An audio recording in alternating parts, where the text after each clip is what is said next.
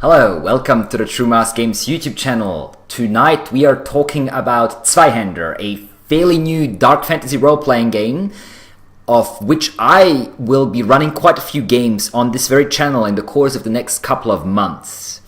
Because of that, I decided to make a short video, we'll see how short it really gets, to explain the basic rules of Zweihänder.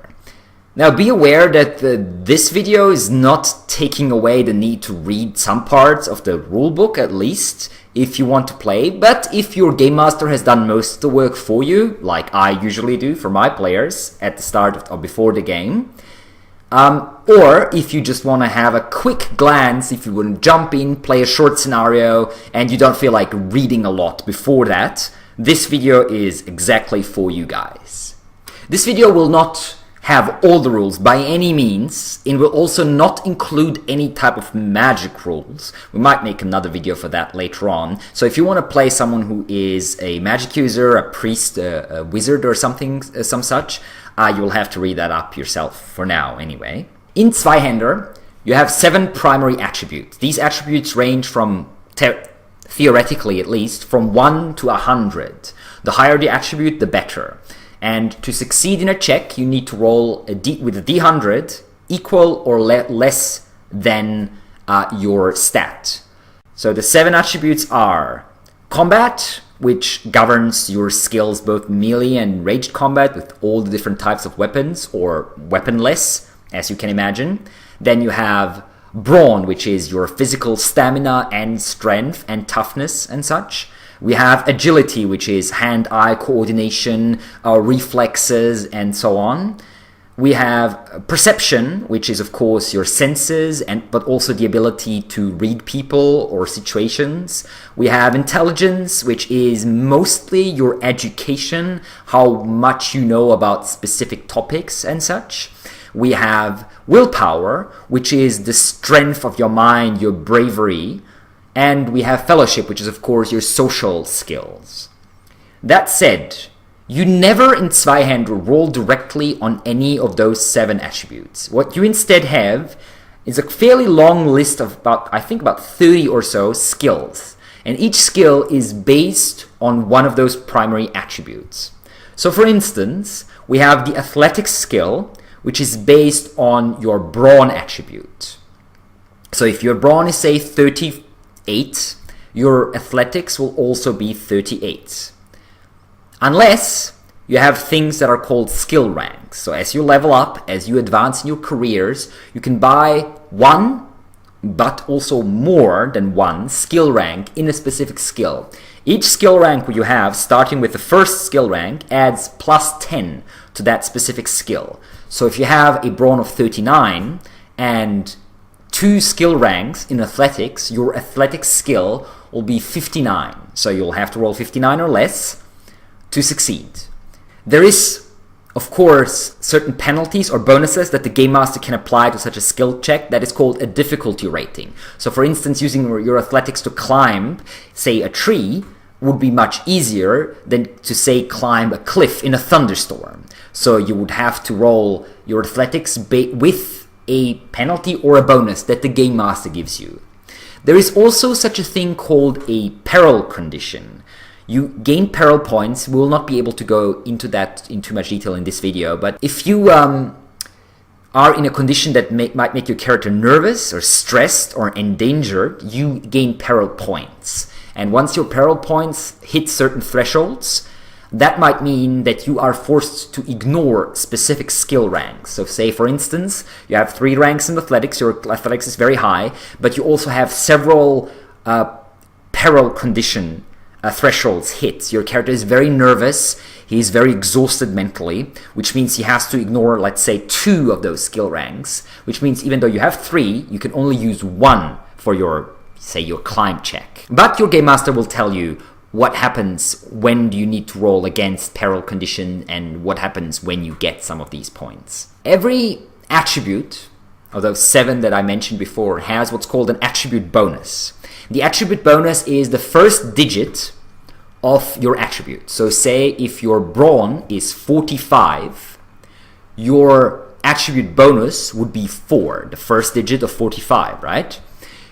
Over the course of the game, you can, with experience points and such, adjust these attribute bonuses. You do not change the actual number of the attribute itself, but you can raise the bonuses. And depending on which race you play, you can also lose a little bit of that attribute bonus or gain a little bit of that attribute bonus. And those attribute bonuses are used for quite a few things. For instance, your agility bonus is used for initiative. Your brawn bonus is used to see how much damage you can soak. And your combat bonus is used for most weapons when it comes to dealing damage. Your attribute bonus is also important when it comes to opposed checks. So opposed checks means when two characters, usually a player character and an NPC, are doing something that is exactly opposed one another. Say they are involved in some sort of wrestling match or arm wrestling or something like that. So they both roll a athletics check, and the degree of successes determines who wins that check. The way you determine the degree of successes is the following. You add the first digit of what you rolled, assuming the roll is successful, plus your relevant attribute bonus. So say you have an athletics of 45, and you rolled a 23, which is of course a success because you are equal or under your skill. So your degrees would be 2, because that's the 23 that you rolled. That's the first digit of 23 is 2. And your brawn bonus, which let's say we assume it is 4.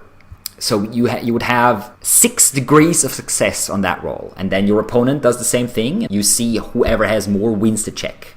Matches are very important in Zweihänder. So matches are when you roll like an 11 or 33 or a 77 or a 66. When both digits on your D100 are the same number. What happens with matches is matches are critical successes or critical failures. If you succeed the check and you have a match, so if you have, say, roll of 33, but your skill is 40, so you succeed, that will be a critical success. If you, however, have a skill of 40 and you roll a 55, that will be a critical failure because you have a match and you have not succeeded your skill check. That means that something really bad or something really good happens. What exactly happens is mostly determined by your game master depending on the circumstances of the roll. In a few instances, for instance in combat, we'll come to that later, there is a specific outcome that is predetermined when it comes to matches, critical successes and critical failures. Sometimes you will be asked to flip the result to succeed or flip the result to fail. What that means is if you rolled, say, a 27, to flip the result, that 27 turns into a 72. So you flip the first and the second digit. Flip the result to succeed means if either of those two, so either the original result or the flipped result is a success, you would succeed. It basically gives you 2 chances of success. Flip the result to fail means if either of them are a fail, that means that both of them are a fail. So you have 2 chances to fail. Fortune points are something that's very important in Zweihänder, especially because it's such a deadly system. Fortune points are a group resource. You have as many of them as the number of players plus 1, and they last for the whole session. So if you have 4 players, you will have 5 fortune points that last you for the whole session, and every single member of the group will be using the same 5 fortune points. There's 3 things you can do by burning fortune points. 1, you can re-roll a skill check. 2, you can buy an additional action point in combat. And 3, if you're rolling a d6, which most often happens with magic or damage, you can choose that the d6 roll is a 6, which is very important in combat and can lead to quite nasty hits, as we will explain a bit further on into the video. However, be aware that once you use a fortune point, it becomes a misfortune point. So it goes into a pool for the Game Master, and the Game Master will use these misfortune points to trigger the same things that you can do. He will trigger them for his NPCs. Let's come to combat. Combat in Zweihänder is quite deadly, but nonetheless you will probably not always be able to avoid it, because it is quite a dangerous world out there, and there's a lot of creatures and people who might want to cut your throat, or do even worse things to you. Combat starts except for a surprise round, with initiative roll. Initiative in Zweihänder is determined by adding your perception bonus +3 to the roll of a d10. That is your initiative. If you have more encumbrance that you can carry, your initiative will sink. Just be aware of that. In combat, every character has 3 action points every turn. And with these 3 action points, you can do a long multitude of different types of actions. Attacks, feints, spells, skill checks, litanies of hatred, aimed attacks, takedown attacks, and so on and so on. There's a list that you will find underneath the video that shows you the high amount of options that you have in combat and that every player character can use. That makes combat quite exciting, quite tactical in a lot of ways, and also quite brutal in some ways. No matter how many action points you have, you only can do 1 attack per turn. So be aware of that. That's very important. How does an attack work? There's multiple stages to an attack. First, you roll a skill check, depending on what kind of weapon you use. There are 4 skills possible to roll. Simple ranged, simple melee, martial ranged, and martial melee. All those 4 skills are based upon your combat attribute. If you roll a match, a critical success on a hit, that means the opponent will not be able to parry or dodge the attack. If you do not roll a match, then once you have rolled a success in your skill check, the opponent gets the chance to parry or dodge, which are also, in a way, skills that you can be using. Parry is for melee attacks, dodge is for ranged attacks. The opponent rolls, and if he succeeds, that means that no damage is taken by him. If he fails, that means you strike at him and you deal damage. Your damage roll is 1d6 plus your combat bonus, usually. So the bonus of your combat attribute.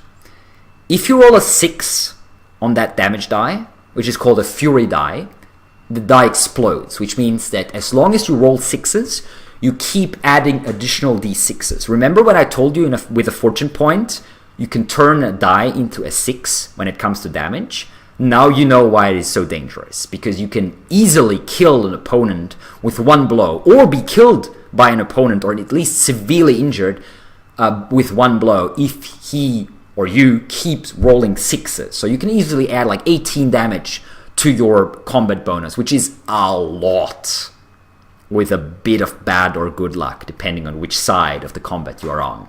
Then, once damage is determined, your opponent subtracts his damage threshold. That is usually his brawn bonus, so the first digit of his brawn attribute, plus the level of armor, the amount of armor that he is wearing. There are no hit points, no health points in Zweihänder.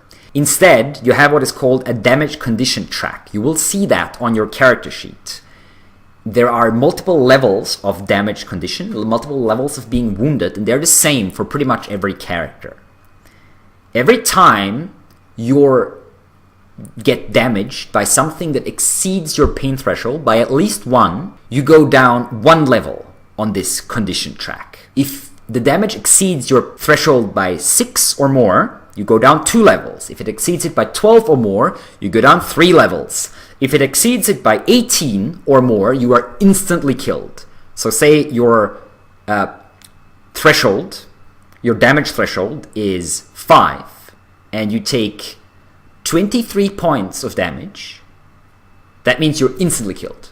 As you can see on the character sheet, this is the list of damage conditions, and you go down 1 by 1 by 1, or 2 by 2, or 3 by 3 if you're really unlucky. Also, every time you lose health, starting with the moderately wounded level, you have to see whether you take an injury, something significantly wrong with your body that's been caused by this attack. At moderately wounded, you roll 1d6. If you roll a 6, you take an injury. And then you roll on the table to see what happens. If you're seriously wounded, you roll 2d6. If either one of those is a 6, you take a serious wound. If you're grievously injured, you roll 3d6. If either one of them is a 6, you take a serious wound, and those are already very, very nasty. These things are especially nasty because in Zweihänder there is no general healing without treatment. There's no such thing as I sleep a night and I regain all my health. That's not how it works. You have to go to a doctor, you have to apply magical healing, you have to apply some sort of healing draught or something to start regenerating wounds. Also be aware that if you are not wearing any armor and you get damaged in combat, you will instantly start to bleed, which means that you have only a couple turns left before you die from the bleeding, unless you try to stop it, which is kind of tricky in mid-combat, as your game master will tell you in greater detail. So if you are about to fight, better make sure you're wearing at least some sort of simple leather armor or something. That's how Zweihänder works. Combat is pretty deadly. Don't tell me I haven't warned you if you die. When you die.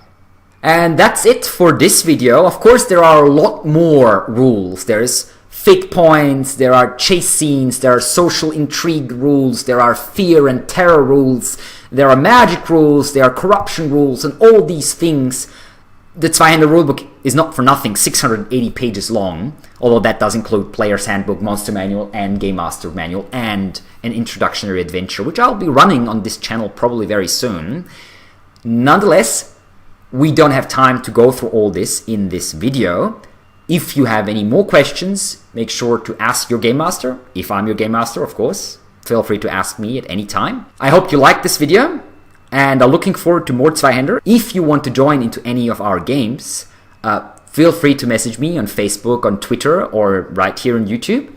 And I'm sure we can work things out, especially when you're in a more of a European-ish time zone. If you liked our content, subscribe to our YouTube channel right here. And right here you can watch some more videos. Amongst that, there is a Zweihänder one-shot that I ran, Dance of the Dead, where you can see the rules in action. Until then, good luck with your own games, especially if you're playing Zweihänder. And True Mouse Games says thank you for watching and bye-bye.